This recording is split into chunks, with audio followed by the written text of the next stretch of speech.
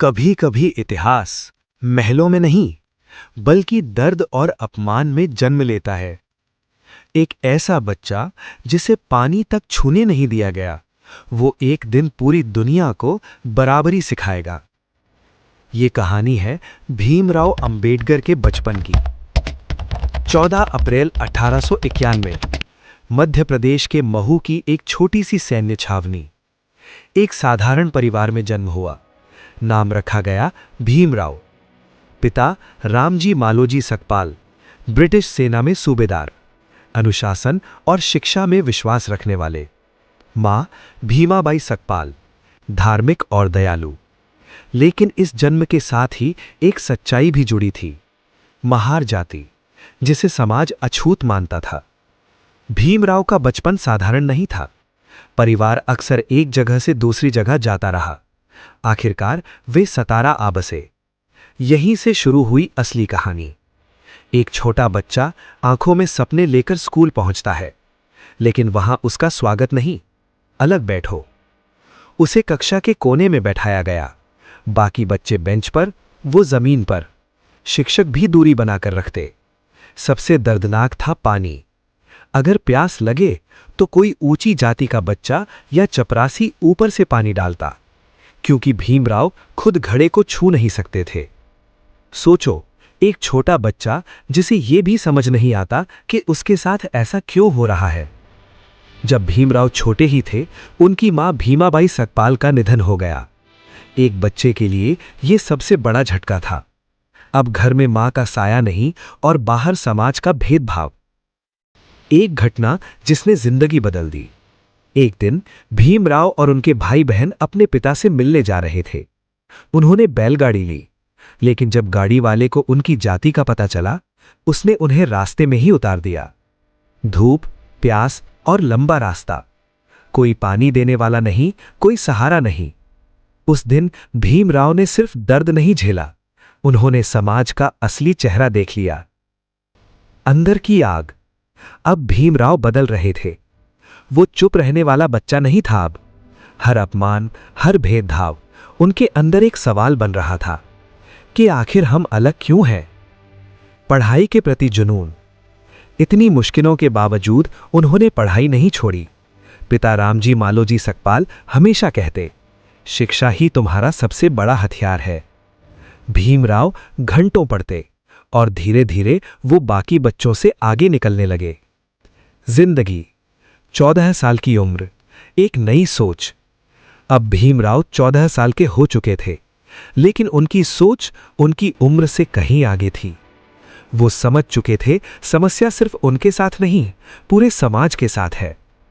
एक छोटा बच्चा जिसने बचपन में सिर्फ अपमान देखा, अब उसी अपमान को खत्म करने की ठान चुका था। एक बच्चा जो अब बड़ा हो रहा था, लेकिन उसके अंदर का दर्द अब भी जिंदा था। 14 साल की उम्र में उसने समझ लिया था, ये लड़ाई सिर्फ उसकी नहीं, पूरे समाज की है। ये कहानी है संघर्ष से संकल्प तक की। 14 साल का भीमराव अब पहले जैसा मासूम बच्चा नहीं रहा। परिवार अब मुंबई, तब बॉम्बे की ओर बढ़ रहा था। एक नया शहर, नए मौके, लेकिन वही पुराना भेदभाव। पिता रामजी मालोजी सकपाल चाहते थे कि उनका बेटा पढ़े और कुछ बड़ा बने। भीमराव का दाखिला हुआ एल्फिंस्टन हाई स्कूल में।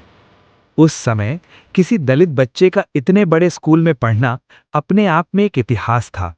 लेकिन कहानी आसान नहीं थी। क्लास में अलग नजरों से देखा जाता, दोस्त बनाना मुश्किल, समाज की दीवार हर जगह मौजूद। लेकिन इस बार भीमराव टूटे नहीं।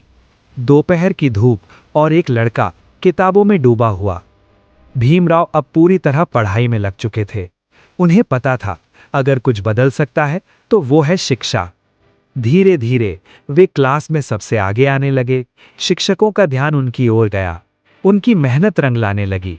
अब लोग उन्हें अलग नहीं, खास मानने लगे। शाम ढल रही थी, लेकिन भीमराव के जीवन में भेदभाव खत्म नहीं हुआ था। समाज में अब भी दूरी, कई जगह अपमान, रिश्तों में भी भेदभाव। एक सवाल हमेशा उनके अंदर गूंजता, क्या सिर्फ पढ़ाई से ये सब खत्म होगा? सूरज ढल रहा था, लेकिन एक नई रोशनी उनकी जिंदगी में आई। उनके एक शिक्षक ने उनका साथ दिया। कहा जाता है कि यहीं से उन्हें अंबेडकर नाम मिला। पहली बार किसी ने उन्हें सिर्फ इंसान समझा। ये छोटा सा साथ उनकी जिंदगी में बहुत बड़ा बदलाव लेकर आया।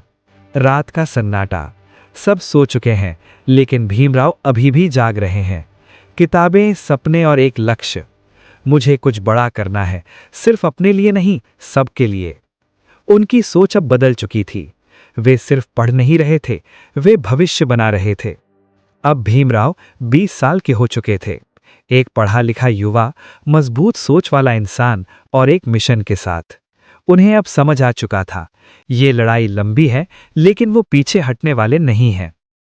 एक लड़का जिसने बचपन में अपमान सहा, अब अपने ज्ञान से दुनिया बदलने की तैयारी कर रहा था। एक युवा जिसने बचपन में अपमान सहा, अब ज्ञान के रास्ते दुनिया बदलने निकल पड़ा था। 20 साल की उम्र में उसके पास सिर्फ एक हथियार था, शिक्षा। अब भीमराव 20 साल के हो चुके थे।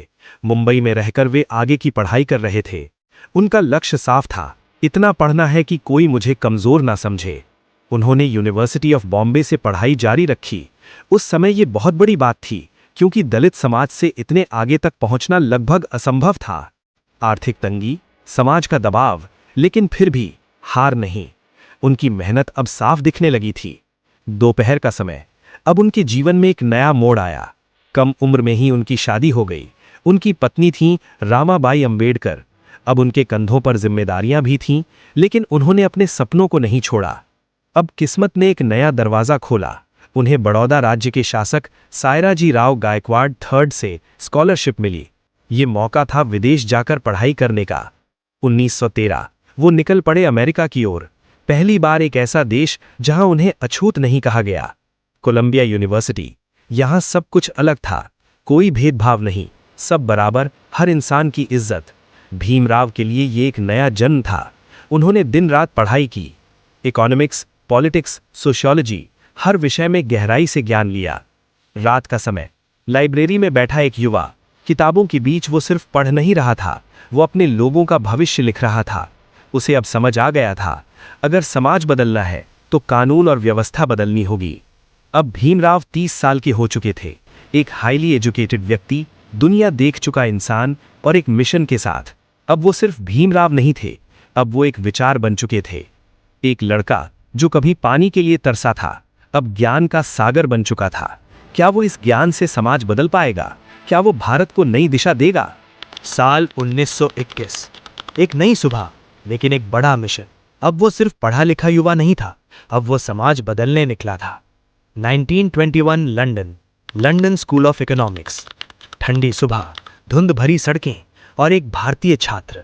भीमराव ने अपनी पढ़ाई जारी रखी, इकोनॉमिक्स में गहराई से रिसर्च। 1923 उन्होंने अपनी उच्च डिग्री पूरी की। अब वो पूरी तरह तैयार थे, ज्ञान के साथ, मिशन के साथ। जून 1924 मुंबई। भारत लौटते ही उन्होंने बहिष्कृत हितकारिणी सभा की स्थापना की। उद्देश्य, दलितों की शिक्षा, उनके अधिकार। ये पहला बड़ा कदम था समाज सुधार की ओर। 20 मार्च 1927 महाड़, महाराष्ट्र। तेज धूप, हजारों लोग और एक ऐतिहासिक दिन। भीमराव ने दलितों को सार्वजनिक पानी पीने का अधिकार दिलाने के लिए आंदोलन किया। उन्होंने खुद चवदार तालाब से पानी पिया। ये सिर्फ पानी नहीं था, ये बराबरी का ऐलान था। 2 मार्च 1930 नासिक। सूरज ढल रहा था, लेकिन एक नई क्रांति उठ रही थी। कालाराम मंदिर प्रवेश आंदोलन। उनका संदेश साफ था, भगवान सबका है। 24 सितंबर 1932 पुणे। रात का समय, देश की राजनीति में हलचल। महात्मा गांधी और अंबेडकर के बीच समझौता। मुद्दा, दलितों के अधिकार। ये समझौता भारत की राजनीति का बड़ा मोड़ बना। 15 अगस्त 1947 दिल्ली। नई सुबह, नया भारत। अंबेडकर बने भारत के पहले कानून मंत्री, कॉन्स्टिट्यूएंट असेंबली ऑफ इंडिया के ड्राफ्टिंग कमेटी चेयरमैन। उन्होंने ऐसा संविधान बनाया जिसमें समानता, स्वतंत्रता, अधिकार हर नागरिक के लिए। 14 अक्टूबर 1956 नागपुर। शाम का समय, उन्होंने बुद्धिज्म अपनाया, लाखों लोग उनके साथ जुड़े। 6 दिसंबर 1956 दिल्ली। रात का सन्नाटा। भीमराव अंबेडकर का निधन हो गया। जिसे कभी पानी छूने नहीं दिया गया, उसने ऐसा कानून बनाया जिसमें हर इंसान बराबर है। यही थे डॉक्टर भीमराव अंबेडकर।